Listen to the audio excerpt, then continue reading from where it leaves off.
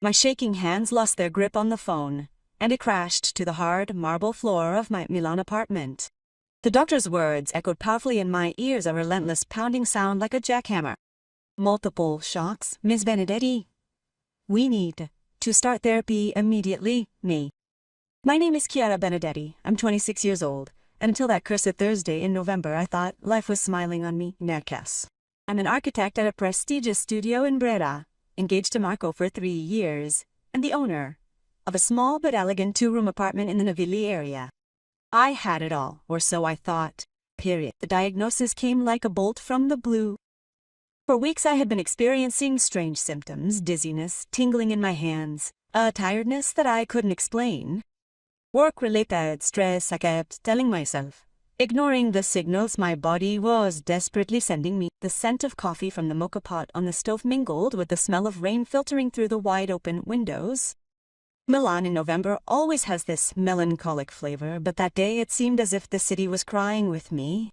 The tram sirens in the distance, the voices of passers-by outside my house, everything seemed muffled, as if I had ended up in a bubble made of glass. Then, with my hand still trembling, I carefully picked up the phone from the floor. The screen was cracked, just like my life at that moment. I had to call Marco. I had to tell him everything. My boyfriend, my point of reference, the man I had planned my future with. Marco, I need to talk to you. It's important. His voice came coldly through the phone. Chiara, this is not the right time.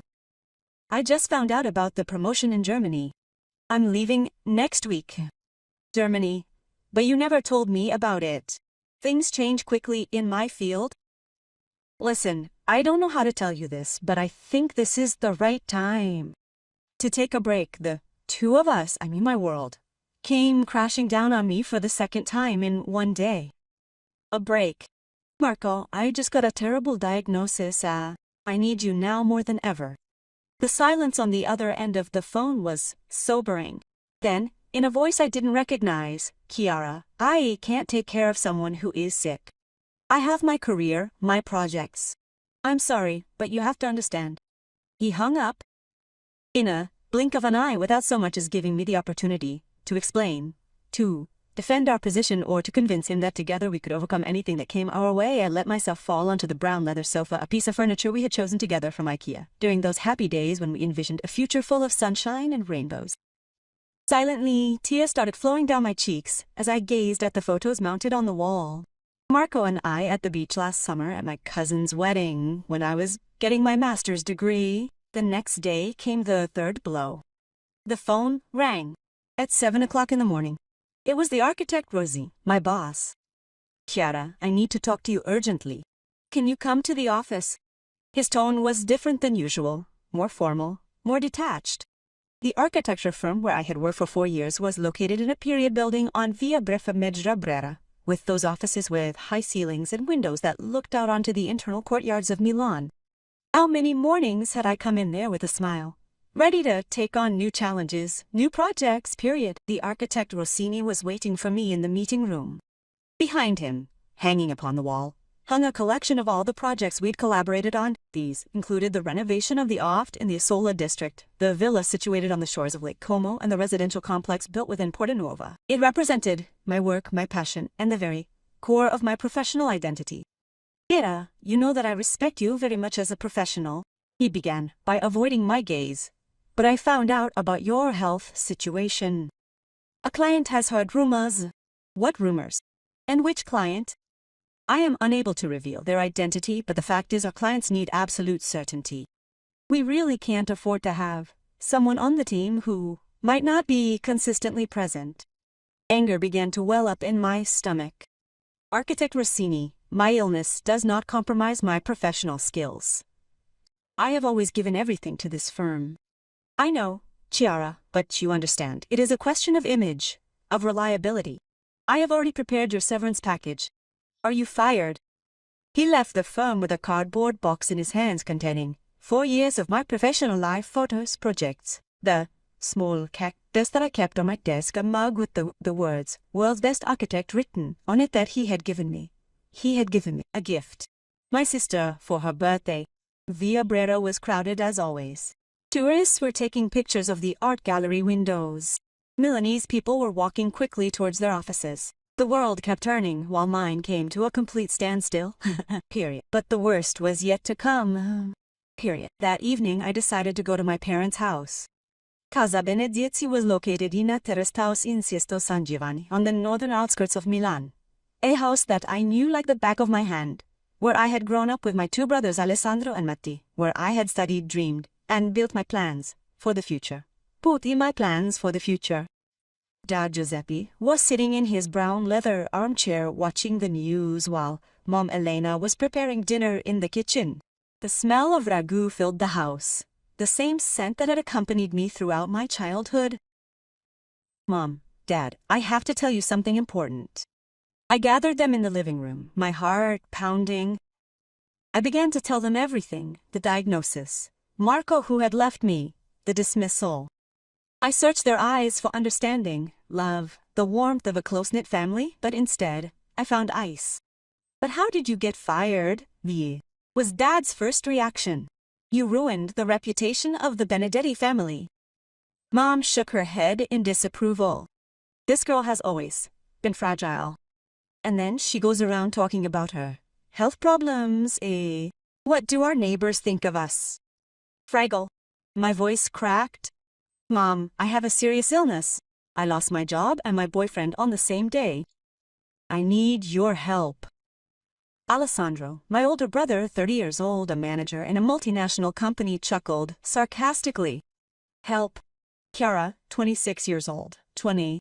It's time you learn to fend for yourself instead of always coming here to cry to your parents. Matteo, the youngest, 24, didn't even look up from his cell phone, his miss. I honestly don't understand why we should absorb your dramas. Everyone has their own problems. The silence that followed was chilling. I looked at those men and that woman who had brought me into the world, who had raised me. I thought they loved me unconditionally. Get out of my house. Get out of my house, Dad finally said with a coldness I had never before heard from him. And don't return until you've gotten your life together.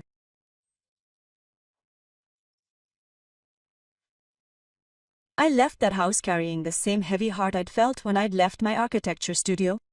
However, this time was different. This time it wasn't just my job I'd lost, it was my family. Full stop. And you? Have you ever imagined that the people you hold closest could desert you when you need them most? The biting November wind lashed at my face as I walked towards the subway station. I didn't know it at the time, but that evening I had reached the nadir. And once you hit rock bottom, there's only one direction left, upwards. But the events that unfolded in the months that followed would forever alter my life and the lives of the Benedetti family. 6 months after that terrible November, I was sitting in a small cafe in Porta Ticinese, in front of a cup of cold cappuccino with my laptop open, and a pile of documents that represented the beginning of my new life, period. The scent of freshly ground coffee mingled with the smell of warm croissants wafting from the kitchen. Milan, around me, was waking up to its characteristic frenetic pace. The sound of trams gliding smoothly along their tracks was punctuated by the lively voices of shopkeepers opening their shutters and the distinct click of heels against the damp cobblestones still wet from the night's rain. Mrs. Benedetti, said the notary across the table. The documents are all in order. Your company is officially registered. Chiara Benedetti Consulting. My name, my identity, completely transformed into something entirely new. After the collapse, I had decided to start over from scratch. No longer an employee, but an entrepreneur. No longer a victim, but the architect of my own destiny, period. The first few months had been hell. Following my expulsion from home, I was faced with the difficult decision of selling my apartment in order to survive. I had moved into a 30-square studio apartment in the Corvetto area, one of those neighborhoods that well-to-do Milanese pretend not to know. The thin walls, the noisy neighbors, the humidity rising from the ground floor, but it was mine. I had paid for it. With my money, with my sacrifices, the disease was slowly progressing. Some days were worse than others. While the therapies were draining, leaving me feeling both tired and utterly exhausted, I had come to terms with my new body and learned to respect its inherent limitations. Without letting fear rule me, the turning point had come through LinkedIn. Yes, LinkedIn. In my daily search for work online, I started writing articles exploring the key aspects of sustainable architectural design, the revitalization of urban spaces, and the evolving trends shaping post-pandemic living. My posts began to be shared and also commented on and appreciated. Yes, man, the first client arrived almost by chance. A Milanese startup that wanted to renovate its office with a limited budget but innovative ideas. The owner, Luca Ferrari, a young and ambitious entrepreneur, had read my articles and then contacted me directly. Chiara, your approach is exactly what we're looking for. Sustainability, functionality, creativity. When can we meet? We met in his office in the Lambrate area, a former industrial warehouse transformed into a co-working space. The smell of fresh paint mingled with that of the coffee always running in the vending machines. Young professionals were working on their laptops. The energy was palpable, innovative, completely different from the formal environments I had worked in before. I can't offer you much, Luca told me with disarming honesty. $5,000 for the entire project. I know it's not much, but if I like the result, I have 3 more projects in the pipeline. Rule 5,000. My former boss used to charge 10 times as much for similar projects. But that your 5,000 euros represented my independence, my rebirth, the proof that I could do it on my own. I accept, I said without hesitation, period. I worked day and night for 3 weeks. The project involved transforming 200 square meters into a multifunctional space, offices, meeting rooms, and a relaxation area, all designed to optimize employee productivity and well-being. I used recycled materials, plants to purify the air, and LED lighting systems to reduce consumption, period. The result exceeded all expectations. The space was modern, functional, and beautiful, but also affordable and eco-sustainable. Luca was enthusiastic. Chiara, this is exactly what I had dreamed of. You transformed an anonymous warehouse into something special. I posted photos of the finished project on my social media. In 24 hours, the post had 50,000 views, dozens of comments, hundreds of likes, and, above all, new customers who contacted me privately. Period. From that moment on, the phone started ringing continuously. Nyote, small shopkeepers who wanted to renovate their stores, young couples looking for creative solutions to renovate their apartments, startups that needed functional but affordable spaces. Period. Within 3 months, pues. My schedule was full for the next 6 months. Sans. Lucas of 5,000 had become 50,000, then 100,000. I managed to successfully move into a larger apartment in the Porta Romana area, find and hire a part-time assistant, and purchase all the professional equipment I needed. But the real stroke of genius came when I decided to specialize in something that no one else was doing: sustainable renovations for the lower middle market. While my former colleagues continued to work for wealthy clients, I had discovered a completely unexplored market: ordinary families, small business owners, young professionals who wanted to live in beautiful and functional spaces but couldn't afford traditional architects. For them, I created tailor-made solutions, affordable but high-quality projects, sustainable but accessible materials, rapid completion times, but lasting results. My secret was a direct approach. No middlemen, no agencies, no commissions to pay to third parties. From the first meeting to the finished project, everything went through me. Clients trusted me because they saw a professional who understood them, who had experienced firsthand the struggle of making ends meet. A year later, that terrible November, I was making over 200,000 euros a year. I had 12 ongoing projects, a 2-month waiting list, and collaborations with the 3 building materials companies that considered me a strategic consultant. Full stop. But above all, I had discovered something I didn't know I had before: an inner strength that I thought I had lost forever. Full stop. The illness was still there, of course. There were days that were much more challenging than others. But I had learned how to manage everything, to structure my work around my available energy levels, and to accept and not be ashamed of my inherent weaknesses. Full stop. It was an evening in October when I received the phone call that would change everything. Hello? It's Chiara Benedetti. The voice. It was formal, professional. Yes, it's me. I'm lawyer Martinelli. I'm calling about a matter concerning your family. Your grandmother Elena Benedetti passed away last week. My heart stopped. Grandmother Elena, the only person in my family who had ever believed in me, who had always supported me, who had tried to defend me that terrible evening when my parents had thrown me out of the house. The will be read tomorrow at 2 p.m. at my office. Your presence is requested. But lawyer, the situation for my family and I is complicated. Miss Benedetti, your grandmother left very specific instructions. Please be present. She couldn't sleep that night. Grandma Elena was dead and I didn't even know. No one in the family had notified me, not even for the funeral. Yet another stab in the back, yet another demonstration that, for the Benedetti family, I was already dead, period. But what could Grandma Elena have written in her will, and why did the lawyer seem so mysterious?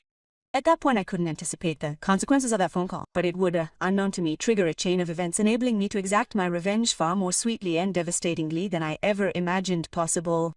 Period. And what do you suppose Grandma Elena included in her will based on what you know?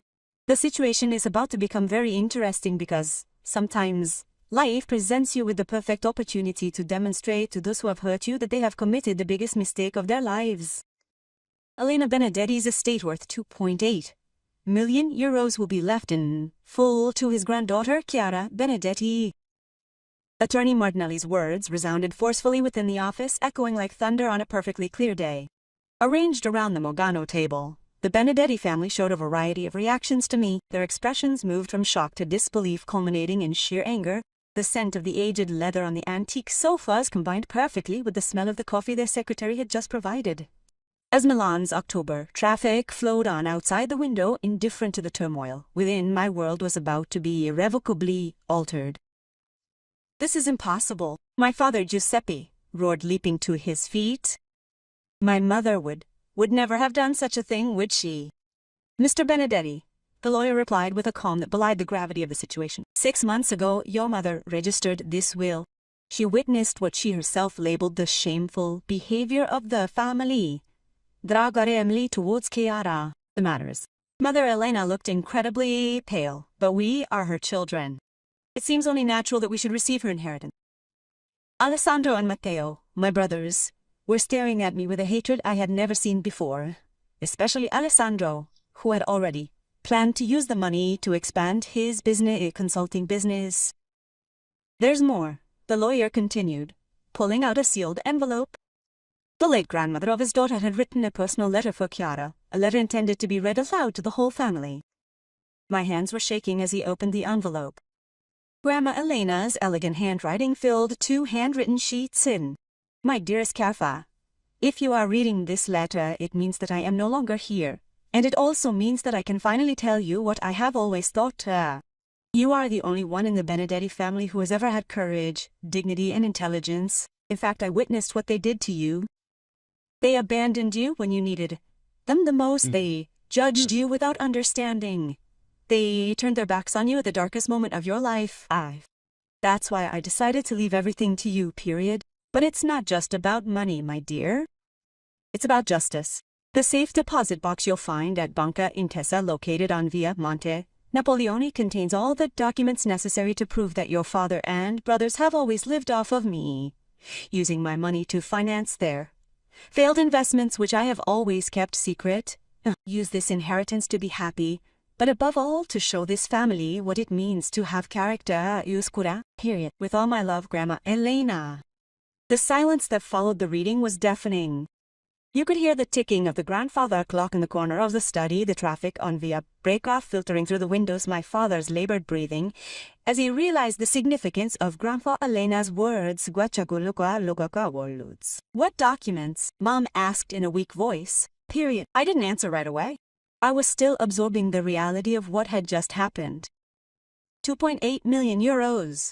An amount of money that would utterly transform my life, but, more importantly, dramatically shift the balance of power within the Benedetti family. The following days were a frantic race. With my lawyer Martinelli by my side, I went to the bank. The contents of the safe deposit box completely surpassed my expectations, since Grandma Elena had kept a detailed record of every transaction, every loan, every help she had given her children over the years. Dad Giuseppe had received €200,000 to save his small construction company from bankruptcy. Alessandro had taken €150,000 for the down payment on his house, plus another €80,000 for his business. Matteo had received €120,000 for his private university and master's degree in England in total. Over the previous 10 years, Grandma Elena had lent the family over €600,000 that had never been returned, but there was more. Among the documents was also an audio recording made with Grandma Elena's cell phone during the last family dinner she had attended 3 days after I had been thrown out of the house, beating. That idiot Chiara brought it on herself. Listen, my father's voice. It had always been a disappointment. It's better if she doesn't show up again. I don't understand how she managed to lose her job, Alessandro chuckled. She must have done something really stupid. What kind of illness is an illness? Matteo added. I think she's making it all up to arouse pity. Typical of her. And then there's Mom's voice. Frankly, I'm relieved. That girl always caused problems in the family. Now at least we have some peace. Hearing those words was like being stabbed in the heart, even though by now I knew what they thought of me, but having them recorded gave me a power they didn't even imagine. My revenge began in a subtle, almost imperceptible way. Step 1. I used part of my inheritance to drastically expand my business. I then hired 3 more architects and opened a larger office in the Brer district, specifically in the building next to my old studio. I launched an online advertising campaign that made me the most recognizable face of sustainable architecture in Milan. Step 2. I started doing charity work in a very public way. I donated €100,000 to the hospital where I was being treated for research into multiple sclerosis, funding a scholarship named in memory of Grandma Elena Benedetti. The news ended up in the local newspapers with a photo and an interview. Third step. I bought the seaside villa in Liguria that my father had been dreaming of for years, not for me, but to transform it into a shelter for young architects in difficulty. More articles in the newspapers, more visibility, the Benedetti name still associated with my success. The family began to suspect what was going on when the neighbors started asking rather embarrassing questions. Giuseppe, I saw your daughter in the newspapers. How good she is, all that success. All that money for charity. And you who had never told me about it. The final blow came 6 months after the will. Alessandro was in financial crisis. His consulting business was failing. He had accumulated debts of €300,000 and the banks refused to lend him any more money. Matteo had lost his job and couldn't pay the mortgage on his house. Papa and Mama had unexpected medical bills to handle which endangered the money they receive every month for retirement. Dad was the first to call me. Chiara, we need to talk. You know, we met at the same bar in Porati Sinise where I had signed the documents for my company. He arrived on time, dressed in his best coat, but I immediately saw that he was older, more tired, and smaller than I remembered. Listen, he started off with difficulty. I know that things haven't gone well between us, but we're still family. No, family. I repeated calmly, stirring my cappuccino like the one who threw me out of the house at the most difficult moment of my life. Yeah, we were angry, worried, we weren't thinking clearly. Dad, I have the recordings of what you were saying about me. His face went as white as the foam of the cappuccino. What recordings? Grandma Elena secretly recorded your conversation after you'd kicked me out. That idiot Chiara has always been a disappointment. It's better if she doesn't show up again. Do you remember? He covered his face with his hands. Chiara, please. What do you want, Dad? Your brothers and I need help. Financial help. I know you have the means now. I looked at him for a long time. That man who raised me, the man who was once my hero, now sits before me looking like a beggar. Do you know what I'll do? I said at last. Exactly the same way you all treated me, that is. I'm going to turn my back on you in a time of need. I rose to my feet to leave, but he grabbed me by the arm. Chiara, please. We're desperate. And I was desperate that night, when you threw me out, but you didn't care, Modin. What can we do to make you change your mind? I stopped, turning to him, boredom. Nothing, Dad. Absolutely nothing. Because the difference between you and me is that I've learned to forgive, but not to forget. He left the bar, leaving him sitting at the table with his shoulders hunched and his eyes full of tears. The tears spilled, and then, in the months that followed, the Benedetti family was compelled to sell their beloved family home to repay their debts. Dad and Mom moved to a small apartment in the suburbs, Obs. Alessandro declared bankruptcy and had to start from scratch. Matteo emigrated to Germany in search of work. Instead, it continues to grow. My company now has a turnover of over $1 million a year. I opened offices in Rome and Turin. I have become a national point of reference for sustainable architecture, period. Multiple sclerosis is still with me, but I have learned to live with it. In fact, it has given my work a particular sensitivity to the needs of vulnerable people, accessible spaces, and inclusive architecture, period. A few weeks ago, I received a message from Alessandro. Chiara, I have understood my mistakes.